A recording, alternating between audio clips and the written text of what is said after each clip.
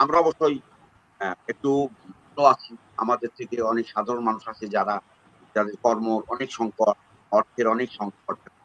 এই এই এই সংকটটা তো আ অনেক আগে থেকেই শুরু হয়েছে এবং আজকে এসে আরো প্রকট হচ্ছে।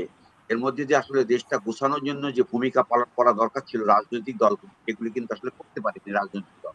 দোষারোপ তো আমরা করছি একে অপরকে প্রতিদিনই। আর মানে জামাত ইসলামকে মানুষ নির্বাচিত করে আনবে নাকি বিএনপিকে নির্বাচিত করে আনবে সেই সেই জায়গায় যাওয়ার জন্য বাংলাদেশের যে নির্বাচনের তারিখ ঘোষণা হওয়া দরকার ছিল সেটাও রাজনৈতিক দলগুলি পারেনি তারিখ বের করতে।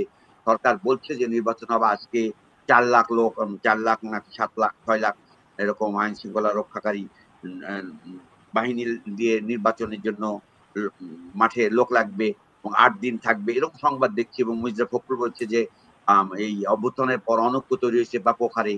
সব মিলাই বাংলাদেশে ভালো নেই। বাংলাদেশ ভালো নেই বলতে কি বাংলাদেশে রাজনীতি তো রাষ্ট্র পরিচালনা করে। রাজনৈতিক শক্তি রাজনীতি করবে, শেষমেশ তাই করবে। এটা চাইলেও করবে, না চাইলেও করবে। এখন আমরা যত দ্রুত সঠিক পথে যেতে পারবো বা আমরা মনে করি যে মানে আমার বক্তব্য সবসময়ই একই রকম আছে। সেটা হলো যে আমি মনে করি যে নির্বাচন করার ব্যবস্থাই করতে হবে এবং তারিখ দিয়েই করতে হবে। সেটা আর দেরি করা ঠিক হবে না।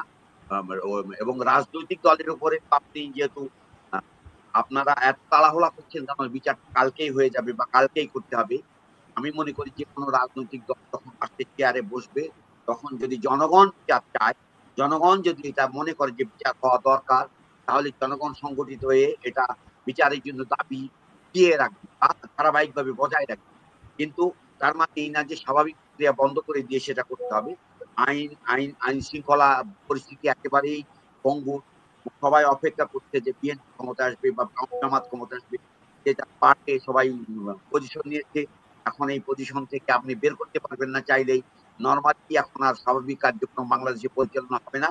যতক্ষণ পর্যন্ত আপনি নির্বাচনের ডাকে বাংলাদেশকে নিতে না পারবেন। এবং নির্বাচনে আপনি আমার মানে আমরাও একটা ছোট গণঅভ্যুত্থান আমরা করে এসেছি বাংলাদেশে আমাদের জীবদ্দশায় অনেক পরিবর্তন দেখেছি। আমি ৫ বার পরিবর্তন দেখেছি।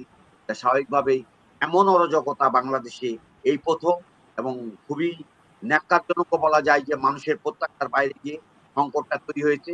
যে কারণে আজকে ধরেন মানে আওয়ামী লীগ নিষ্পেষ করে দেওয়া হয়েছে। আওয়ামী লীগকে চলে যাওয়ার জন্য ওই যে ৬৫০-৫২ জন চলে গিয়েছে। এজন্য দায়-দায়িত্ব নেওয়া লাগেনি কাউরে। কোন এরকম আর কিছু নেওয়া লাগবে ভবিষ্যতে এমন কোন স্কোপও নাই। তবে বাংলাদেশের এখন খুব সংকট। বাংলাদেশে এখন নানান ধরনের অ্যাম খেলা চলছে। এই খেলা থেকে বের হওয়ার জন্য বাংলাদেশের সকল রাজনৈতিক দল প্রথমত প্রাইমারি স্টেজে উত্তরণ হওয়া দরকার। প্রাথমিক স্টেজটা উত্তরণের জন্য নির্বাচনে যেতে হবে। নির্বাচন যত দ্রুত হবে, তারিখ যত দ্রুত ঘোষিত হবে, এটা পরিষ্কার করে বলা দরকার রাষ্ট্রের পক্ষ থেকে, সরকারের পক্ষ থেকে। ইউনূস সাহেব যদি ভোট করে নির্বাচিত হয়ে আবার কোন জায়গায় বসতে চান বসুক, নির্বাচন করুক। আবার এই যে রাষ্ট্রের চেয়ারে বসে আরেকজন বলছে যে আমি ভোট করব। এদেরকে এখনই বাদ দেওয়া দরকার। খুব জরুরি দরকার। এটা পারে না সে। তার এখতিয়ার নাই। কেননা এটা হলো অন্তর্বর্তী সরকার। এখানে যে আপনি রাষ্ট্রের পরিচালনা করবেন, আবার গিয়ে ভোট দিতে পারবেন তা হবে না। আপনি ক্ষমতা ছেড়ে এসে ভোটে যান। ভোট করার যদি শখ থাকে একটা নিয়ম শৃঙ্খলা মেনেই ভোট করেন। জোর জুলুম করে কেউ ক্ষমতায় থাকবেন না বাংলাদেশে।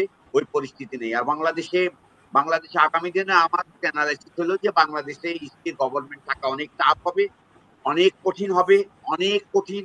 সেটা স্থায়িত্ব কতদিন হবে আমরা তো বলতে পারি না। কেননা বাংলাদেশের মানুষ দীর্ঘদিন যেহেতু বাক স্বাধীনতা হারিয়েছিল, নিপীড়নের শিকার হয়েছিল। তো মানুষ যখন এখন বিদ্রোহ করা শিখেছে, এই বিদ্রোহ বিদ্যমান থাকবে। অরাজকতাই থাকবে বাংলাদেশে। তবে এটাকে কম্প্রোমাইজ করার জন্য রাষ্ট্রের কাঠামোর মধ্যে আইন শৃঙ্খলা এবং বাহিনীগুলাকে অ্যাক্টিভ করার জন্য সবকিছু মিলেই একটা সঠিক পথে মানে বাস চালানোর জন্য বাসের ড্রাইভার রাজনৈতিক দলগুলোকে রাষ্ট্র পরিচালনার দায়িত্ব হবে। যাদের দরকার যারা ভোটে নির্বাচিত আসতে পারবেন আসবেন, নাহলে চুপ করে থাকবেন। আপনি সমাজ সংস্কার হিসাবে কাজ করতে পারেন। ভোট করা লাগবে কেন দেশের মানুষের উপকার করার জন্য এই বক্তব্য রেখে আমি শেষ করব।